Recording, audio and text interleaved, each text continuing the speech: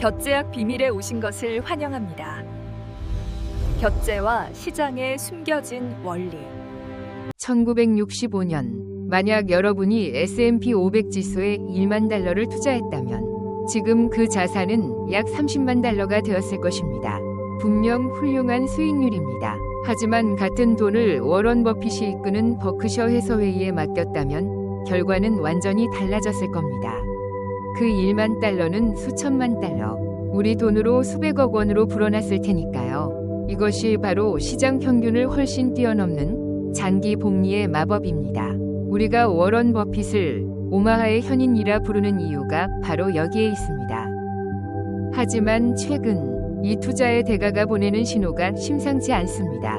그가 2026년의 위기를 명시적으로 예견한 것은 아니지만 그의 포트폴리오 변화와 강조하는 원칙들은 마치 나침반처럼 다가오는 폭풍을 가리키고 있습니다. 현재 S&P 500 지수는 역사적으로 매우 드문 구조를 보이고 있습니다.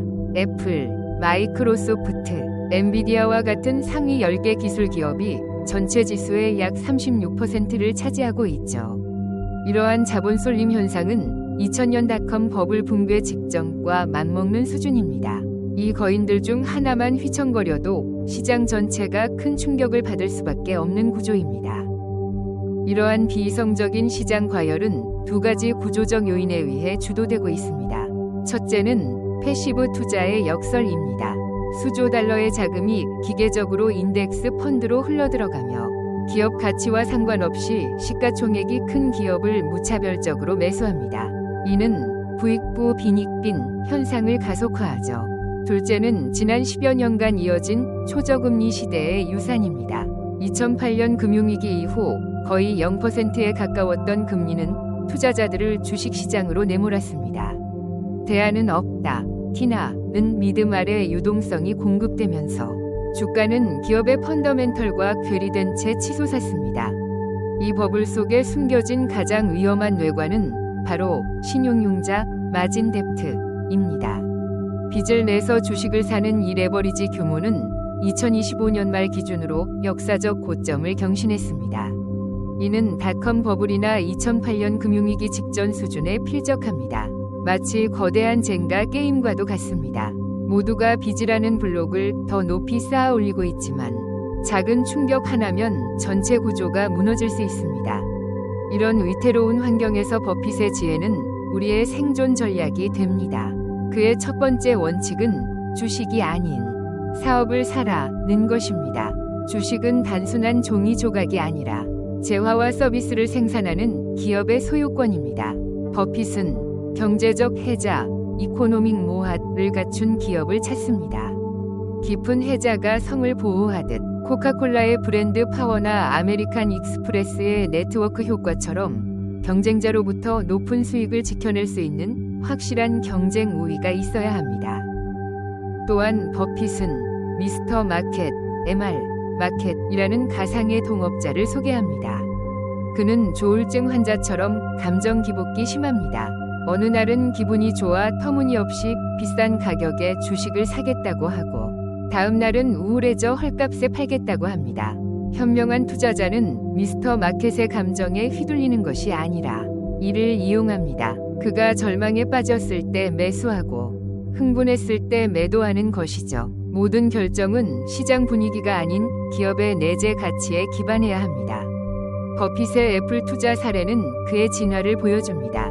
오랫동안 기술주를 피했던 그가 2016년부터 애플에 막대한 자금을 쏟아부은 이유는 무엇일까요? 그는 애플을 기술 기업이 아닌 강력한 소비재 기업으로 보았기 때문입니다. 아이폰은 필수품이 되었고 아이클라우드나 앱스토어 같은 생태계는 사용자를 묶어두는 강력한 락인 효과를 만듭니다. 이것이 바로 거대한 경제적 해자임을 간파한 것입니다. 시장의 과열 여부를 판단할 때 버핏은 버핏 지수를 활용합니다.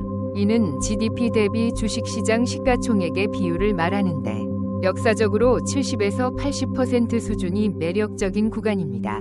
하지만 현재 이 지수는 200%를 초과하며 극심한 고평가를 경고하고 있습니다. 물론 현대기업의 글로벌 매출 구조나 무형 자산의 가치를 고려해야겠지만 여전히 기대 수익률이 낮아질 수 있음을 시사합니다. 그렇다면 불확실한 시대를 어떻게 건너야 할까요? 정답은 안전마진, 마진 오브 세이프티입니다. 10톤 트럭을 몰고 다리를 건너야 한다면 10톤을 견디는 다리가 아니라 20톤을 견딜 수 있는 다리를 건너야 안전합니다. 투자도 마찬가지입니다. 기업의 내재 가치를 계산하고 그보다 훨씬 싼 가격에 거래될 때만 매수해야 합니다. 이 가격 차이가 바로 계산 착오나 시장 충격으로부터 여러분을 지켜줄 안전판이 됩니다. 버핏은 또한 펀치 카드 규칙을 제안합니다. 평생 단 20번만 투자 결정을 내릴 수 있는 펀치 카드가 있다고 상상해 보십시오. 구멍을 뚫을 때마다 기회는 사라집니다. 이 규칙을 따른다면 충동적으로 거래하지 않을 것입니다. 깊이 연구하고 절대적인 확신이 들 때만 크게 베팅하게 될 것입니다. 투자는 빈도가 아니라 완벽한 공이 들어올 때까지 기다리는 인내심의 게임입니다. 실제로 피델리티의 연구 결과는 충격적이었습니다. 가장 높은 수익률을 기록한 계좌의 주인은 바로 사망한 사람이거나 비밀번호를 잊어버린 사람들이었습니다. 이들은 폭락장에서 공포에 질려 매도하지도 버블을 쫓아 뇌동매매하지도 않았습니다. 그저 우량한 자산을 묵묵히 보유했을 뿐입니다. 이는 성공 투자가 명석한 두뇌가 아니라 기질과 인내, 그리고 원칙을 지키는 태도에서 온다는 버핏의 철학을 증명합니다. 우리는 미래를 완벽하게 예측할 수 없습니다. 하지만 대비할 수는 있습니다. 모니터 앞에 붙어 있는 트레이더가 되지 말고 기업의 오너가 되십시오. 자신의 능력 범위 밖을 넘보지 마십시오. 항상 안전마진을 확보하십시오. 그리고 모든 투자를 인생의 단 20번뿐인 소중한 기회처럼 신중하게 다루십시오. 소음과 알고리즘이 지배하는 세상에서 여러분의 인내심과 이성이야말로 가장 위대한 자산이 될 것입니다.